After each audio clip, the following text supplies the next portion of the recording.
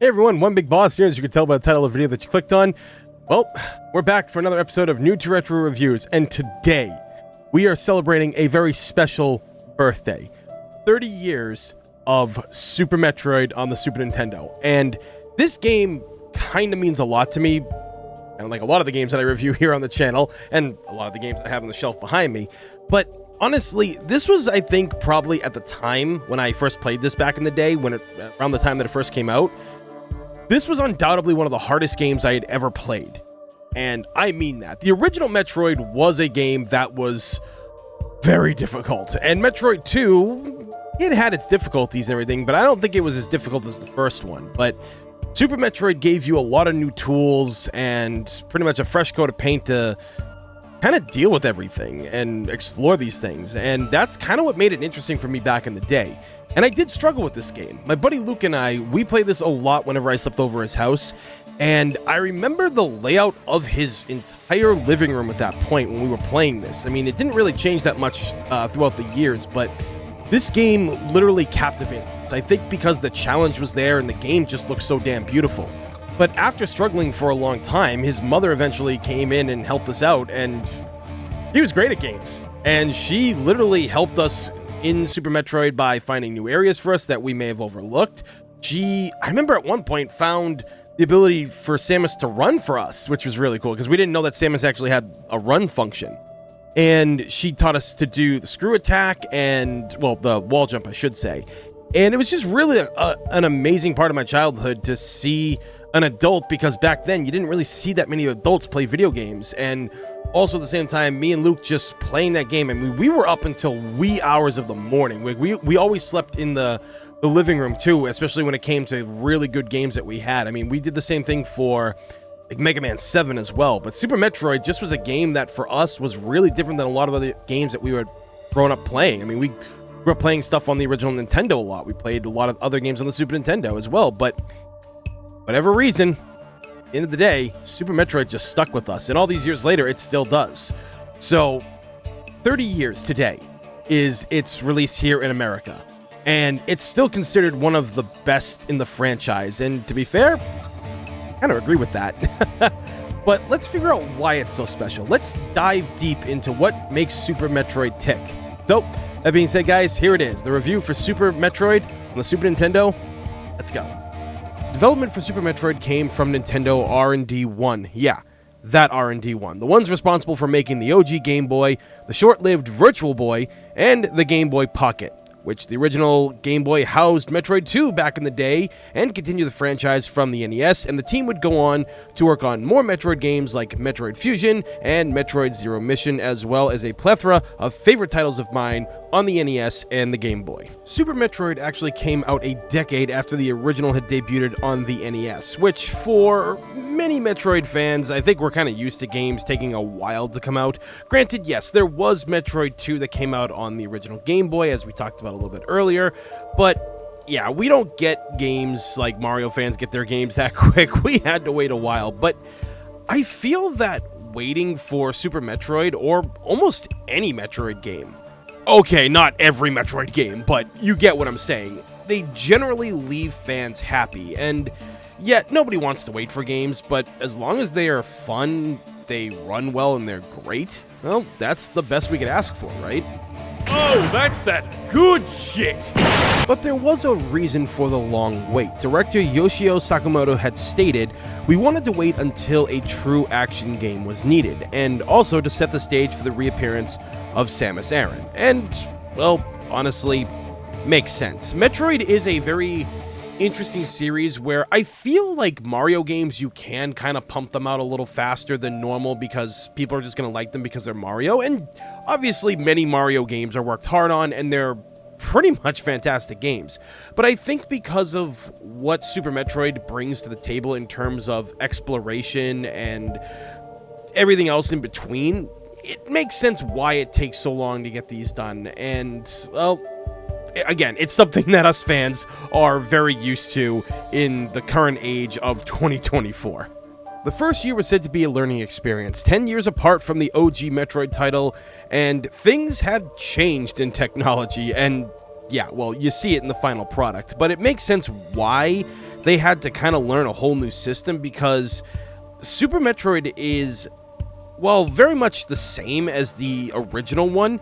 It's also very different in terms of what they could do and the more power they had to create Samus in a whole new way, giving her different abilities this time around, more so than ever before, and just learning the technology in general. And yeah, let's face it, it is true. There is really a lot to Super Metroid compared to the original, and Sakamoto really also wanted this to feel like a movie, and let's face it, it does. I mean, hell, the game itself is inspired by Alien, which is one of the greatest movies of all time, so you can kind of see why they wanted to go and do what they did with this game and really take it upon themselves to improve upon the original. And to be honest, I think they did that because this game is still considered by many the best in the franchise. I'm not too sure how I feel about that, but I think in many ways, people might be right.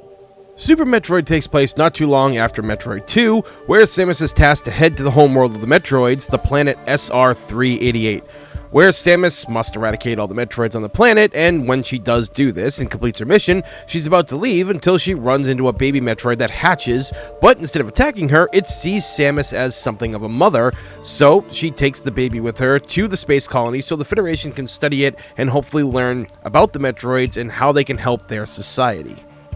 Well, as expected, because this is a Metroid game and Samus' entire story is filled with tragedy and sadness, the colony is attacked, and upon returning, Samus finds the colony dead quiet until she comes across the remains of the scientist and eventually comes face to face with Ridley, who escapes with the baby Metroid, and Samus eventually tracks them to planet Zebes. And, well, this place is all too familiar to Samus because this is her origin story and the setting for the original Metroid on the NES. Samus returns to the homeworld of the Chozos and found that the planet has been rebuilt from her previous battle with Mother Brain and the Space Pirates, who now control various different domains, and this time Samus has more to explore and more to fight. Nightmarish monsters, space pirates, all while trying to find the baby Metroid and stop the pirates once and for all. The gameplay for Super Metroid has added new abilities for Samus to utilize in her newest adventure.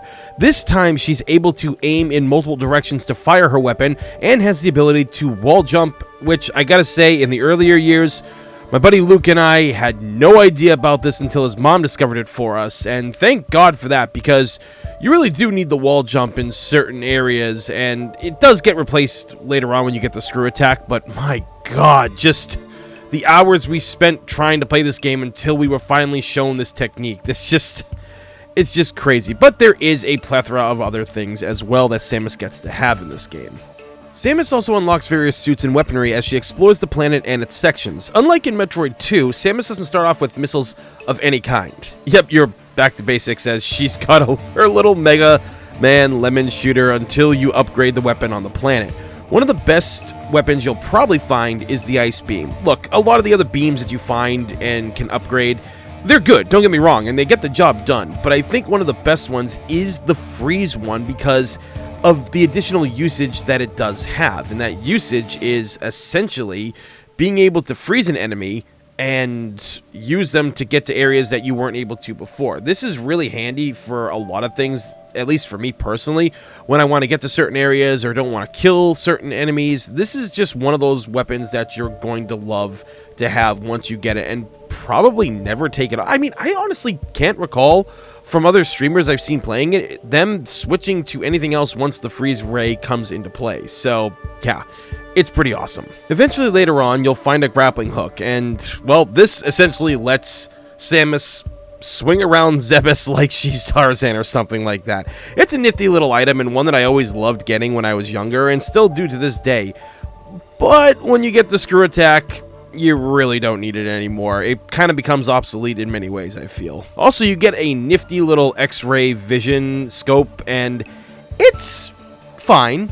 I think there's some issues with it and everything, but for the most part, it does a pretty good job for when you're playing this game for the first time because, well, you're going to be able to locate areas that you might not have seen before, and some of those areas can actually house special items or E-tanks. Aside from the regular missiles that you get, there is a power missile that you also receive that shoots faster and hits harder. Literally, you're going to wreck anybody with this and bring down the house with it in certain areas. It's actually kind of cool. But there is one last weapon that Samus gets, and that is the power bombs. And these nifty little devices will nuke an area, take out anybody that's in the vicinity, and uncover areas that you might not have seen before.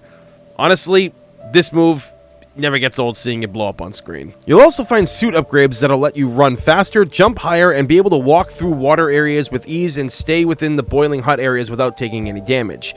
You can also find missiles and health refuel stations throughout the planet because for newcomers, you're going to need these for sure. And, well, the use of the save rooms are in a lot of the areas. And again, for first timers, saved often because this game can get a little out of hand if you have not played it before, and even maybe on your second playthrough as well. If you're also in the neighborhood, you can head back to Samus's ship, and once you get on top of it, you'll go inside, refill all your weapons and your health, and you'll be able to save. This is something that, God, I remember back in the day just doing a lot of because me and my buddy were really afraid of what this planet had to offer us because there is kind of a lot of dangers here, and there's no other areas that can really allow this. I mean, they do have the ones that you can find throughout different areas, but again, the ship is just kind of your best bet for the most part.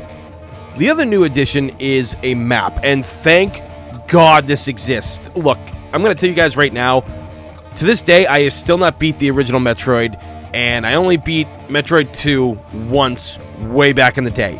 Because, let's face it, these games are insane. They are just all over the place with the layout, and not in a bad way or anything like that, but it just helps so much to have a map, and I am very thankful the devs decided to put that into Super Metroid, because without it, I personally think it could have hurt the game if there was no map to something of a game like this where it's so vast and advanced compared to the ones that came before it. Every area in Super Metroid is unique and has a boss waiting for Samus to fight.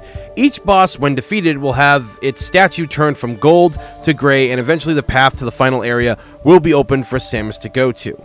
This is actually kind of something that, because of the music, the way that room is constructed, I was always awestruck by this golden statue and really wanted to know what it was about back in the day. I mean, obviously we know now, but for me, seeing that, I was always blown away and kind of always hoped there would be a actual figure of this someday, which Nintendo never did make it, but people on Etsy sell it in 3D print form and other forms, and to be honest, I'm probably going to buy that someday. Crateria is essentially the area you begin in Super Metroid, or, well, when you reach the planet anyway, and was in the original game as well. It has acid rain, which cannot harm Samus, and caverns to explore, which will lead you to the golden statues and various other areas that also have water and lava in them. This and Brinstar being the only two places on Zebes that can actually support human life. Kind of a neat little thing that I was researching about this, and I was just like, oh yeah, it makes sense, because there's definitely areas of Zebes that you can definitely not enter if you're a normal human being, but thankfully Samus is anything but. Brinstar's area is lush and greenery and almost jungle-like with its various creatures that you come across. The deeper you go into the depths of Brinstar, you'll eventually run into Kraid, one of the four main baddies, and someone that you, well, essentially ran into in the first game, except this time, he's kind of a beast. He takes up more than the whole screen. He's larger than life in this game now. Meridia is an underwater pirate lab that once was part of Brinstar. This area is actually a lot of fun despite how many feel about water levels in video games, but Meridia does it well, but it can be tough if you don't have the proper equipment to move properly throughout the water. And the soundtrack here is really amazing to dig into. I mean, we're going to talk about that more later, but it really fits this area so damn well. Eventually, you will come face to face with Dragon, the guardian of Meridia, and for the love of God, please make sure your health and backup tanks and weapons are at max. This guy is probably the toughest boss in the entire game. I mean, he's just a headache and actually killed me twice when I was playing. He was actually the only main boss to have killed me twice in this. The wrecked ship is also a favorite area of mine and was said to be a crashed vessel for an ancient race, and those that survived or soon perished turned into the ghosts that you see throughout the ship. The ship is completely offline when you first arrive, but upon finding and beating Phantoon, a very mysterious boss, and that will appear later on in later Metroid games, all systems will turn back to normal. But there was always something about this area and Phantoon himself, and when you really look up the history of this character, it's very interesting to see what he actually is or, well, isn't. So, yeah, little air of mystery right there. So, again, if you guys are interested, go look up the history of this character and pretty much anything on Metroid in general. Norfair is where Ridley's lair resides and is a living inferno. You won't survive long in here without a special suit. Also, due to the nature and structure, aside from the various suit, you'll need other upgrades like the Ice Beam, Screw Attack, Grappling Beam, and more in order to complete Norfair and take down Ridley and head to the final area, Torian, where Mother Brain resides. Seriously, Ridley's area, I think, is one of the worst areas of the game. Not like in a bad way, it's just you really do need a lot to get through here, but I'm sure speedrunners can get through here a lot easier than I ever could. I actually really do got to watch the speedrunners because I've heard they're actually very insane and crazy and talented when it comes to this game. And, well, as someone who really only watches Resident Evil speedruns, definitely going to check that out. Every area has been well crafted in this game to make use of Samus's abilities and really test the player, not just in combat, but in puzzle solving. Certain times you'll have to think outside the box or really shift through every nook and cranny to find an area for Samus to roll up into, or realize, man, I just can't get through here. Maybe I'm not supposed to be here yet, or maybe there's something I'm missing. And sometimes that is what happens. I remember it was like that for me for many years when I was playing this game when I was younger. I was like, yeah, I don't think we can go through here. And when you use the Morph Ball Bomb to figure out certain things and uncover what thing needs to break what, you're like, yeah, I don't have the high speed ability to run through these, and I don't have this specific missile to do this, or this power bomb to break that. So yeah, this game does a really good job at making you think outside the box and really just exploring, and I can see why this game for speedrunners is really fun, because there's so many ways to go about doing this. I mean, again, I'm not a speedrunner. The only game that I personally try to speedrun is Resident Evil 3, the OG one. But there's a lot of charm in Super Metroid for speedrunners, casual players, and long-term fans of the Metroid series. This is just a game that has so much personality, and it has so much love and dedication crafted into these areas. The weaponry, the creatures that you come across, the strengths, the weaknesses, getting lost, finding yourself in this game. It just does a lot, and I don't think that, for the things I'm talking about, get mentioned enough by other people, in my personal opinion. Okay, so we've talked about the development, the story, and the gameplay. So let's talk about the good and the bad, and how I personally feel about this game 30 years later. First off, the bad. And I don't really think there's too much bad in this game. I think it might just come down to personal preference, or maybe just how I feel about it. I don't think it's like a definitive problem for the game in many ways, but again, we'll talk about this. Like I said, I remember being a kid and playing this with my buddy Luke, and, well, again, in 1994, we were both young, and a game like this, much like the first two titles, I feel may have been aimed for older audiences. Something that, I don't know. I did talk about it a little bit at the beginning of the video, and to be honest, yeah, I think this is just something that maybe little kids wouldn't like, but I think because of how beautiful the game is, it is.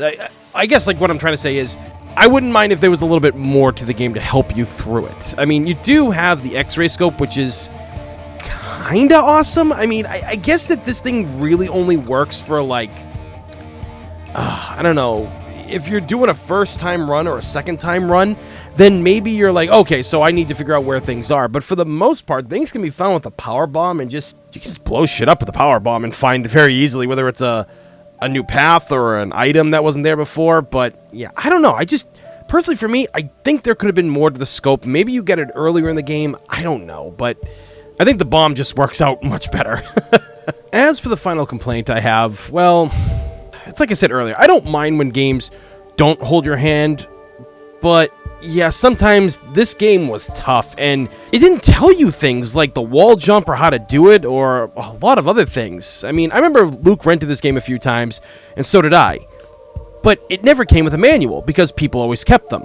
I was one of those people. I needed to draw, man. Google didn't exist back then. I owned the game eventually, but it was a used copy from Funkoland a few years after its release. So, yeah, sometimes I think as much as they improved over the first 2 games that came out, you're still kind of in the dark about things. Again, I don't think it's a bad choice. I think it's just a personal gripe for me that it just made the game a little bit harder than it needed to be, because I already feel this game for first-time players and even maybe second, third time through, it is a bit difficult in many ways. But again, it's probably just a personal gripe at this point. Now for the good, and boy, is there a lot to talk about that's good in this game. So first off, I want to talk about the music. The music in Super Metroid is, I think, perfect and rivals that of even something like A Link to the Past, Chrono Trigger, and even Battletoads and Double Dragons. Seriously, go listen to the latter's OST. It is absolutely phenomenal. But every area that you visit, the music just hits and sets the atmosphere for Samus's adventure. Like, take Brinstar, right? When you first get to it, the music is low and starts getting higher and really puts the emphasis on exploring and the mystery of the jungle areas. Meridia, much like a lot of water levels from this era of gaming, just hit the notes right. A bigger emphasis on exploring and mystery as you slowly trudge through the waters, providing you don't have the right gear at the time. And honestly, it even has like a Jaws-like feel to it in the theme. When enough time passes, the music really starts to get more tense and hair-raising. Norfair's theme letting you know that things are getting more and more serious and dangerous as well, because, well, you need a lot to get to and through this entire area, and that music lets you know. The solemn yet haunting tune of the wrecked ship before it activates, and of course Samus's iconic theme that rocks during the telling of her previous adventure. All the soundtrack itself is just amazing. The atmosphere is what helps complete Super Metroid in this, and honestly, you gotta love it for that. Originally, I wanted Lacey Johnson, who many of you may remember from the interview that I did last year, to record like a 2-minute voice video over talking about her love of Metroid music and Metroid in general, which, by the way, make sure you check out her channel because it's absolutely amazing. Her music is phenomenal, ladies and gentlemen. Her Metroid tracks are insane. But maybe in the future we can collab when both our schedules line up, but I feel she could have done a way better job talking about this game's music and doing it justice than I did. Words are tough, and I feel that a musician who especially loves the franchise even more than I do, it seems, would have been better picked. But I hope you guys understand what this all is. This is a amazing game from start to finish in terms of, well, it's gameplay as well, but also the music. If the game didn't have the music that it did, I don't think that it would have been as memorable in many ways. Also, I'm going to say this. This game is a run for a horror game.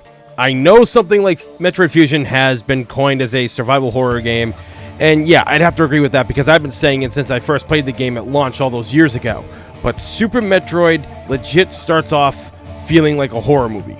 From its opening title, to exploring the attack space station, to even landing on the planet with its acid rainfall, the darkness, the thunder, and arriving on a planet that essentially seems dead, well, shut down. And then it eventually comes to life after you explore it a little bit, and, well, yeah, I mean, it's scary at times. And the art for the game, just look at the art. The official artwork of this game is legit something that would be something from a nightmare. I always loved how it looked, though. I mean, I'm easily scared, as many people do know.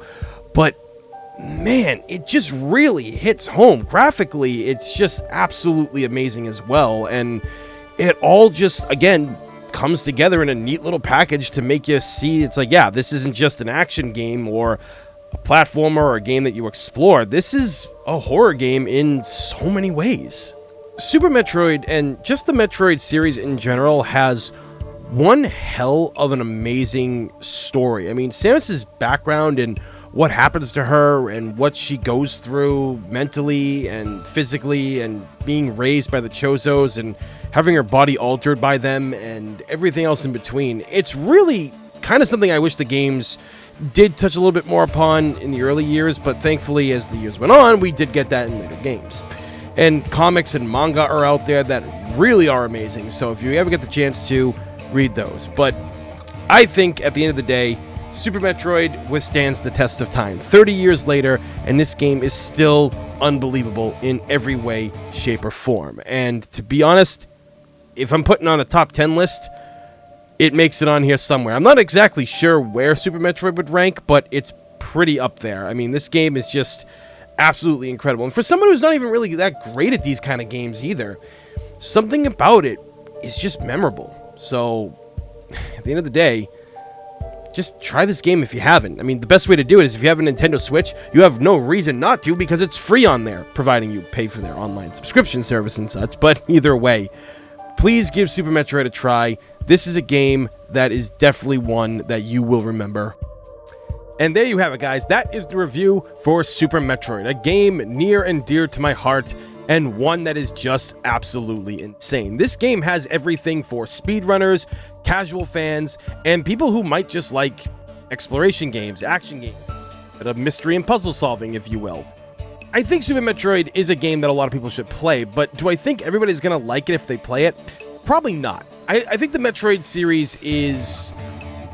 I'm not going to say niche, but I think it takes a certain kind of person to really sit down and play these games. Casually, I think you can enjoy them for the most part, but this is a game that really requires your attention as any of them. And Super Metroid has aged gracefully over the years and is literally just a game that is absolutely incredible. From start to finish, it's a game that offers a lot to anybody that plays it. And, well, yeah, 30 years later, it's a game that I will highly recommend to anybody playing. They might not like it, but I also feel it's one of those games that people might just find out that they do like these kind of games.